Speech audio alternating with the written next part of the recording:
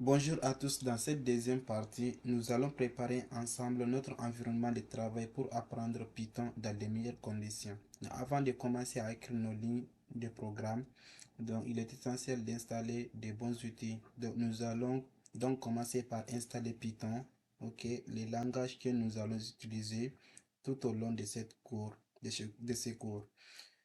Ensuite, nous mettrons en place PyCharm, un environnement de travail simple et puissant qui va nous permettre d'écrire, organiser, exécuter nos scripts de manière professionnelle. Une fois ces deux éléments sont mis en place,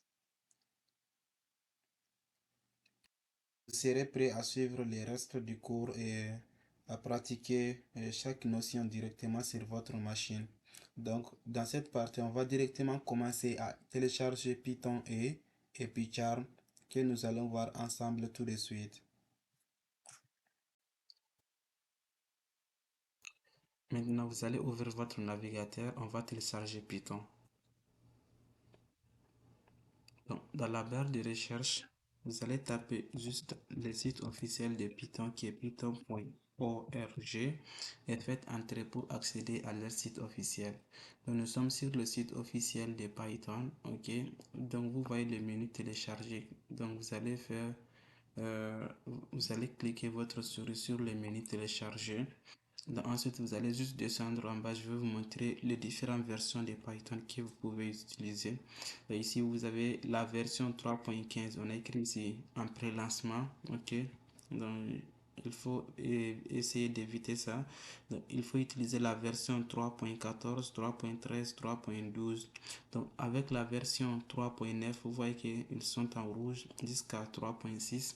Donc, ça veut dire que les anciennes versions de Python, si vous les utilisez, ok, il y a fort sens que, il y a fort de sens qu'il y aura des nouveautés que votre programme n'arrive pas à les exécuter. Donc, pour éviter ce genre d'erreur, il faut essayer de télécharger la version la plus récente. Donc, on va prendre la version 3.14. Donc, si on remonte ici, on voit qu'il y a la version 3.14.3. Donc, vous pouvez voir ces différentes versions en bas encore. Donc, vous voyez ici la version 3.13.11 jusqu'à la version 3.14.3. Donc, vous pouvez cliquer sur télécharger ici. Ensuite, vous allez venir sur le menu téléchargement.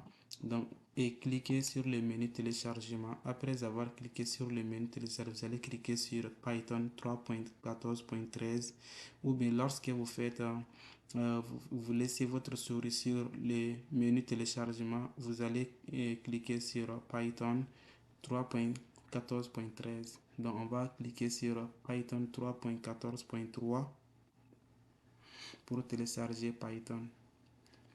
Ici, Python est installé, ok. Donc, on va juste cliquer pour continuer l'installation. Donc, on va de l'ajouter à l'admin et d'ajouter le schéma. Non, customise, ok. Donc, on va continuer l'installation. Donc, il me demande si je veux continuer l'installation. Je vais dire oui, ok.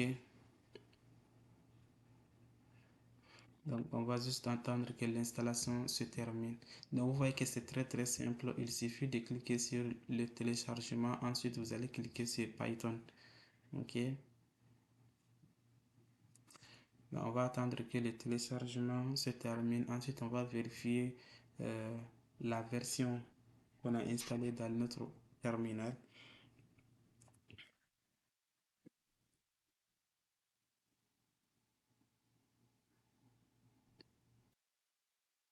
OK. C'est en train de prendre du temps, mais c'est pas grave.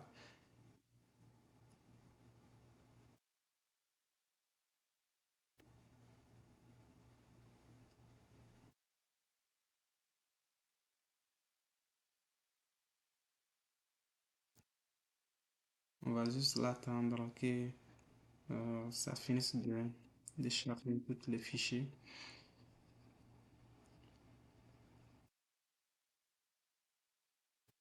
Donc, on voit que c'est 3.14.3 qui est en train d'installer.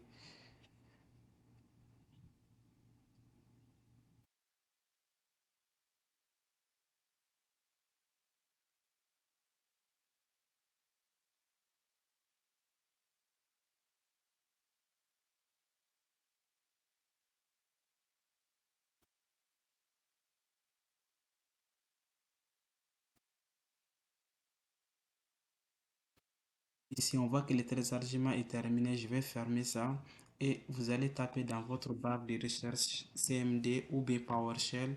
Donc, pour avoir l'interface comme ça. Donc, qu'est-ce que vous pouvez faire ici? Vous pouvez juste taper Python pour vérifier si Python est téléchargé. Donc, vous voyez ici qu'on a Python 3.14.3, il est là. Donc, pour vérifier la version ou bien avant de passer à la version, on peut juste afficher un petit message ici en utilisant la fonction print. Euh, Utiliser print, ok. Bonjour, tout simplement. Bonjour, tout simplement. Ok. Donc en tapant sur Entrée, vous allez voir que vous avez le message qui est affiché. Donc pour quitter cette interface, vous allez taper la commande exit, ok, avec des parenthèses comme ça pour quitter. Donc, on va juste utiliser Python-version pour voir la version de Python qui est en train de travailler. Donc, faites entrer. Donc, vous allez voir que la version de Python, c'est Python 3.14.3 et c'est ça qu'on voulait. Donc, vous venez d'installer Python dans votre ordinateur. On va continuer avec l'installation de PyCharm. D'accord? On va juste aller sur un nouveau menu. Donc, vous allez taper PyCharm. OK? PyCharm. Donc, pour ceux qui n'ont pas les moyens, OK, d'acheter la version payante de PyCharm, vous pouvez utiliser la version community, OK, de PyCharm. Donc, ici, vous cliquez sur télécharger la version gratuite, OK, de PyCharm. Il va vous rediriger, ce n'est pas leur site officiel, vous allez sur JetBrains. C'est JetBrains qui est leur site officiel. Donc, ici, vous allez voir, vous pouvez télécharger la version de PyCharm. Donc, cliquez sur télécharger, OK, pour télécharger la version. Donc, ici, vous pouvez choisir Windows. Donc, choisissez Windows. Ensuite, cliquez sur télécharger pour télécharger. Donc, on va attendre que PyCharm soit bien téléchargé. Ensuite, on va continuer avec l'installation de PyCharm et on va voir certaines fonctionnalités de PyCharm.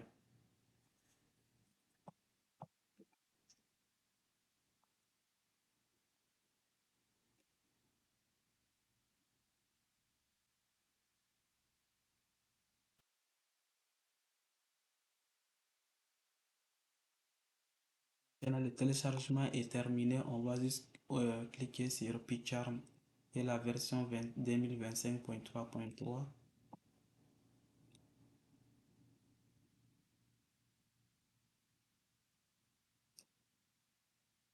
Donc, on va l'attendre que ça nous montre la page de téléchargement.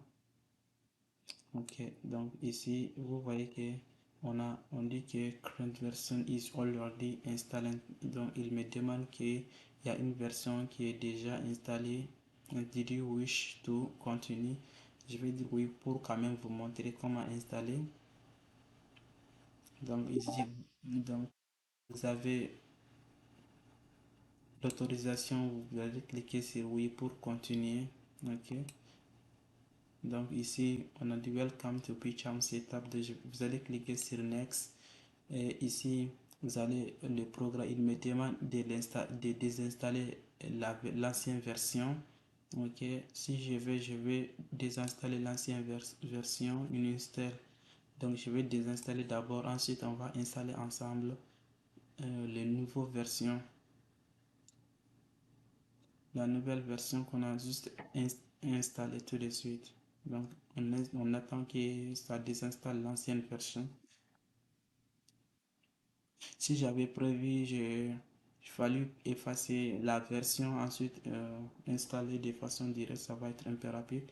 Ce n'est pas grave.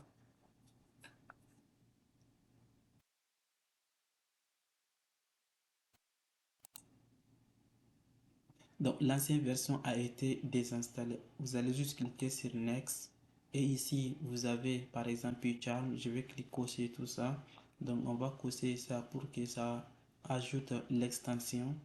Donc, le schéma aussi. Et vous allez cliquer sur Next, Install. Donc, vous allez attendre que l'installation soit terminée.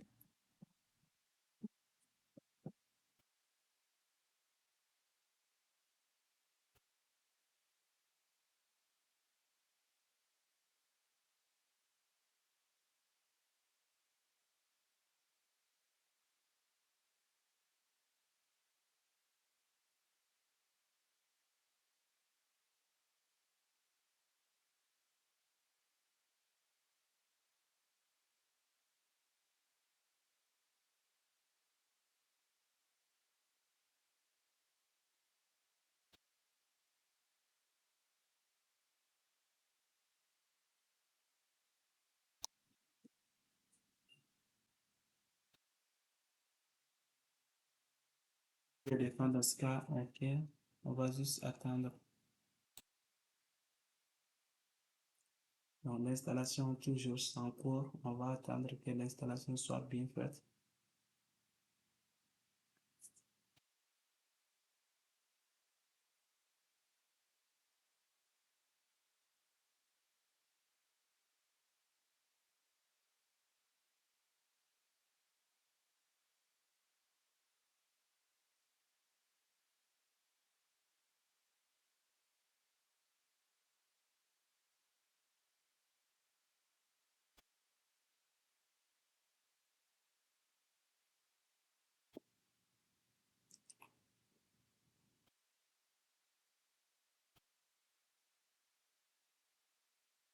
Toutefois que si vous avez rencontré des problèmes lors de l'installation, n'hésitez pas à mettre ça, vos questions dans les commentaires, comme ça on va répondre. Bien, on va vous aider à installer Picard. Et si vous utilisez d'autres éditeurs, ce n'est pas un problème. Donc, c'est juste une question d'habitude. Si vous êtes habitué à utiliser un éditeur et que vous maîtrisez cet éditeur, il faut l'utiliser. Donc, si vous voulez avoir les mêmes interfaces que nous, vous pouvez télécharger Picard, qui est conçu pour Python. Il va vous permettre aussi de faciliter certaines tâches comme l'importation directe des bibliothèques ou des librairies, des fichiers, ainsi de suite. Donc, ça, un instant. Ok. Juste un instant, c'est fini.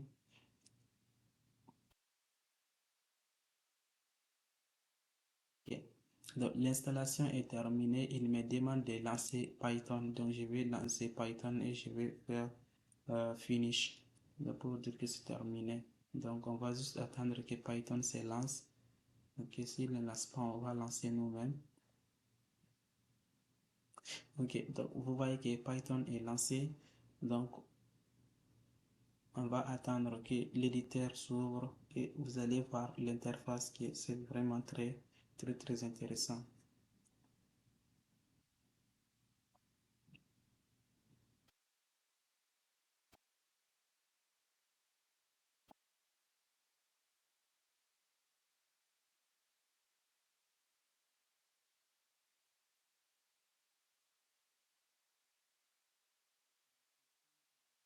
J'avais un projet qui était ouvert.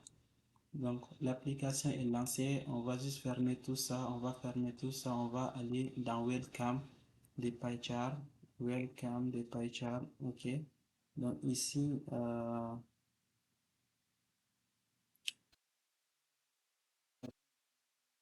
de PyCharm. Donc, ce qu'on va faire ici, on va vous montrer quelques paramètres de PyCharm. Donc, pour ça, vous allez dans le menu hamburger, ensuite Files. Euh, après, après avoir cliqué sur Files, vous allez descendre jusqu'en bas. Vous avez Settings qui veut dire paramètres. OK. Avant d'arriver à Settings, vous avez New Project qui vous permet de créer un nouveau projet et vous allez donner le nom de votre projet ici. Ensuite, cliquez sur Create. OK. Donc, vous avez New, ok. Vous avez par exemple Open qui vous permet d'ouvrir un dossier dans votre PC. Et dans Settings, on va voir certains paramètres dans Settings, par exemple pour l'apparence, ok. Vous allez dans l'apparence ici. Donc ici, vous avez des thèmes pour modifier les thèmes de votre éditeur. Par exemple, ici, vous avez les dark, vous avez les light. Donc, si je clique sur les light et que j'applique OK, vous allez voir que mon éditeur est venu OK en light. Donc, vous avez le bouton paramètres ici qui est aussi rapide. On va juste cliquer sur ça cette fois-ci. Ensuite, settings. Donc, on va changer les thèmes et on va mettre en matériel forest. Donc, on va chercher matériel forest et pour mettre en matériel forest et l'appliquer.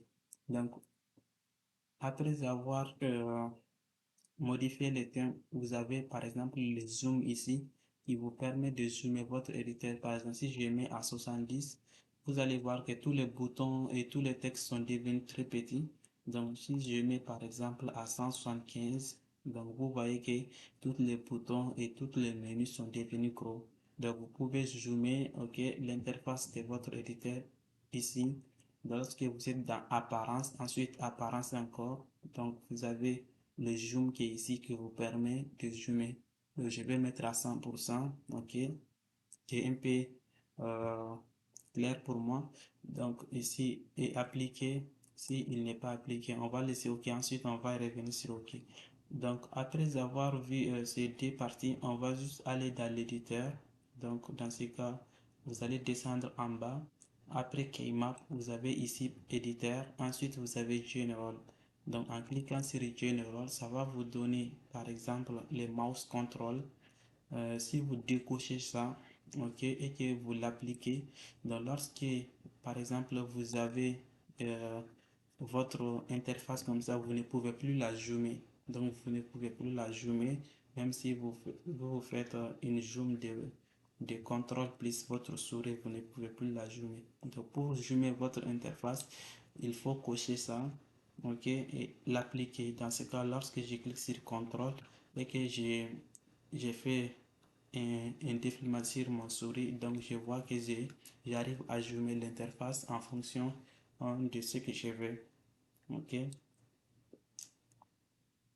donc vous avez Active Editor et All Editor. Active Editor, ça veut dire l'éditeur présent, et All Editor, ça veut dire si vous zoomez sur un éditeur, tous les éditeurs auront la même taille que l'éditeur présent que vous êtes que vous êtes en train de travailler. Donc ces deux options, c'est la même, c'est un peu différent. Donc All Editor, ça permet de zoomer tous les éditeurs, que ça soit ouvert ou non. Et éditeur actif, c'est l'éditeur présent que vous êtes en train de travailler. Donc après ça, vous avez par exemple la fonte qui est juste en bas de General.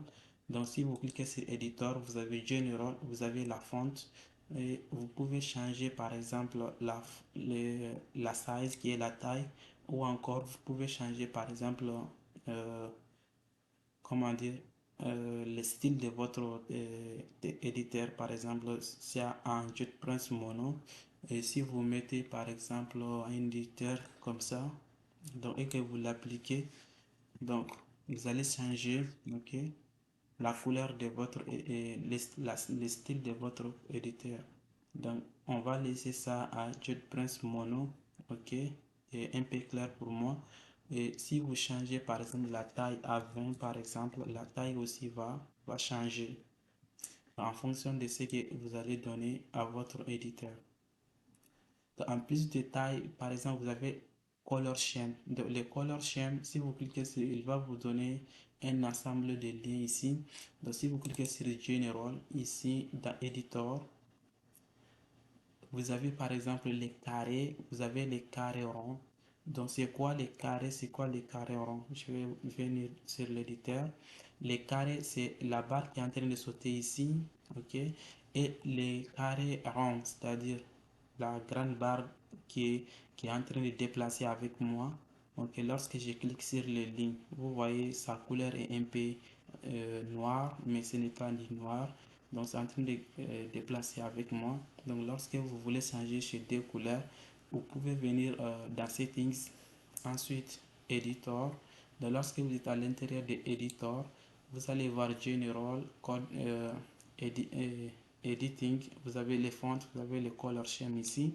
Si vous cliquez sur Color Scheme, vous allez cliquer sur General. Donc, lorsque vous cliquez sur General, si vous voulez changer par exemple les carrés ronds, ici c'est à 0, 20, 20. Donc, je peux changer la couleur. Ok, par exemple, je peux venir ici et je l'applique. Lorsque je l'applique, cette couleur n'est pas très différente, mais je vais juste mettre par exemple, ok. Donc lorsque je mets à ça et que je l'applique, donc vous voyez que l'autre fois c'était un peu noir, mais maintenant c'est devenu, ok, une couleur qui est un peu bon aussi. Donc Vous pouvez changer la couleur de cette barre. Ensuite, si vous voulez changer la couleur de la barre qui est en train de sauter en jaune ici, vous pouvez aussi venir dans Settings Editor. Donc, c'est les carrés. Donc, ici, vous pouvez donner une couleur, par exemple, bleu ou bien rouge. On va aller jusqu'à rouge. Ensuite, on va appliquer et on va faire OK. Donc, vous voyez que la couleur est devenue rouge. Donc, euh, il y a ces deux options que vous pouvez modifier en fonction de ce que vous voulez. Et donc, il y a d'autres options. On ne peut pas tout montrer ici, mais je vais vous montrer une partie qui est très importante pour les projets, c'est les tools. Donc, si vous descendez juste en bas, vous avez par exemple les tools et les tools, vous allez descendre en bas encore, vous avez le terminal. Donc, vous avez les options de terminal, par exemple, euh, vous avez Activate Virtual Env. Donc c'est là, si vous décochez, votre environnement virtuel ne sera pas activé de façon automatique. Mais si vous le cochez, donc à chaque fois que vous créez un projet qui a un environnement virtuel, l'environnement virtuel sera activé de façon automatique. Donc, je pense on a vu un peu sur les paramètres. Ok, si vous voulez avoir d'autres informations, vous pouvez juste faire une recherche ici pour voir. Donc, les keymaps ici sont des raccourcis clavier que vous pouvez rencontrer. Que vous pouvez rencontrer par exemple le contrôle Z pour les retours, le contrôle Y. Donc tout ça pour les contrôles X, les contrôles V, les copier, les coller. Donc ce sont les keymaps. Donc si vous voulez faire une recherche sur les keymaps, vous pouvez cliquer sur keymap, ensuite cliquer sur ici pour chercher ce que vous voulez. Donc voici tout sur l'installation de Python et de PyCharm, et vous avez vu certaines notions sur PyCharm qui va vraiment vous faciliter la tâche. Et par la suite, on va voir toutes les autres fonctionnalités, c'est-à-dire l'importation automatique ou encore l'autocompilation, comment les activer, comment euh, les désactiver. Donc on va pas tout voir maintenant, ça va être un peu des notions avancées, ok. Donc lorsqu'on va entamer des notions avancées juste un peu, vous allez voir que vous allez comprendre toute l'interface avec le temps. Donc, avant de partir, vous voyez, je pense que si vous avez téléchargé PyCharm, vous n'aurez pas les mêmes interfaces que moi. Pourquoi? Parce que moi, j'avais téléchargé un thème que vous n'avez pas téléchargé. Par exemple, je vais revenir ici, paramètres. Ensuite, il y a le thème ici. Donc, tous ces thèmes n'existaient pas ici. Donc, je l'ai téléchargé. Donc, pour télécharger le thème, vous allez juste descendre en bas. Juste en bas, vous avez Get More Themes pour il veut dire avoir plus de thèmes. Si vous cliquez sur ça, vous allez rediriger vers une page qui va vous permettre de télécharger les thèmes. Par exemple, vous avez les thèmes Dart thème, ok. Donc, ce que je vous conseille, vous allez télécharger les matériels thème UI, ok. Donc, moi, je l'ai déjà installé, ok.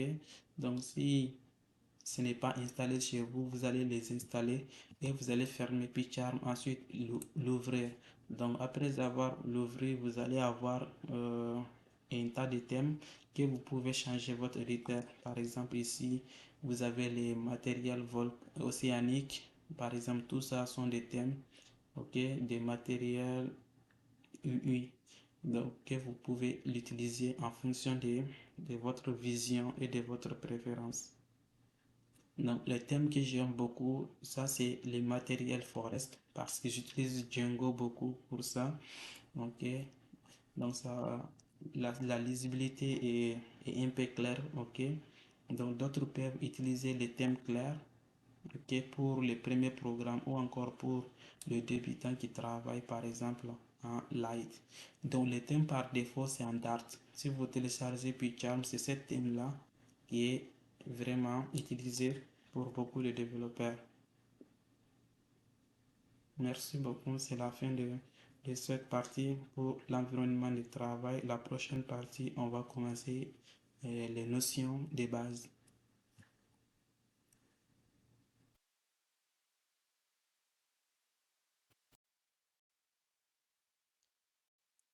nous avons vu comment télécharger Python et nous avons vu aussi comment télécharger PyCharm.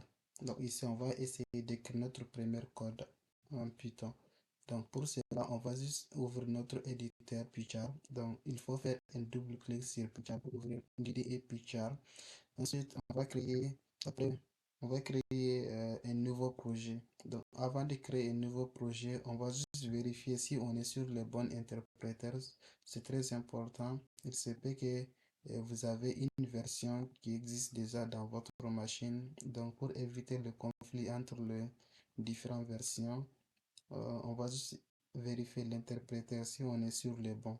Donc pour cela, il faut cliquer sur le menu hamburger. Ensuite, il faut cliquer sur Files et vous avez Settings ici. Donc lorsque vous cliquez Settings, vous avez l'interpréteur. Si vous ne voyez pas l'interpréteur ici, vous pouvez cliquer sur la barre de recherche et taper interpréteur, OK, pour voir l'interpréteur. Pour voir l'interpréteur. Donc, si vous voyez l'interpréteur, il faut cliquer sur l'interpréteur. Donc ici, vous voyez qu'on a sur la version 3.14 qu'on a installé lors de l'installation de Python. Donc, ça veut dire que nous sommes sur sur le bon interpréteur, OK. Donc, on va pas modifier, on va juste cliquer sur OK pour sortir. Donc, si vous avez par exemple une version qui est plus récente ou bien plus ancienne que 3.14, vous pouvez la changer ici. Donc, on va créer notre premier projet. Comment créer un projet Python? C'est très simple. Vous allez cliquer sur le menu hamburger. Ensuite, vous voyez ici, il y a New Project. Vous allez cliquer sur New Project. Ensuite, il y a le nom du projet qui est affiché ici. Donc, vous pouvez juste modifier Python projet par le nom que vous voulez. Par exemple, Python 2026 ou encore cours complet de Python. Donc, et ensuite, vous allez cliquer sur Create pour créer votre projet. Donc, j'ai déjà créé un projet qui s'appelle cours complet de Python. OK, dans ce projet, on va juste essayer de créer notre premier code. Donc, il y a un fichier main.py qui va être créé de façon automatique pour vous. Donc, je vais cliquer sur le fichier main.py et je vais écrire mon première ligne de code en faisant print hello world. Donc, qui veut dire bonjour tout le monde. Et lorsque j'exécute le code en cliquant sur le bouton qui est ici, donc vous allez voir à l'écran les messages hello world. Donc, vous venez d'écrire votre premier code et c'est tout pour cette partie. Et à la prochaine.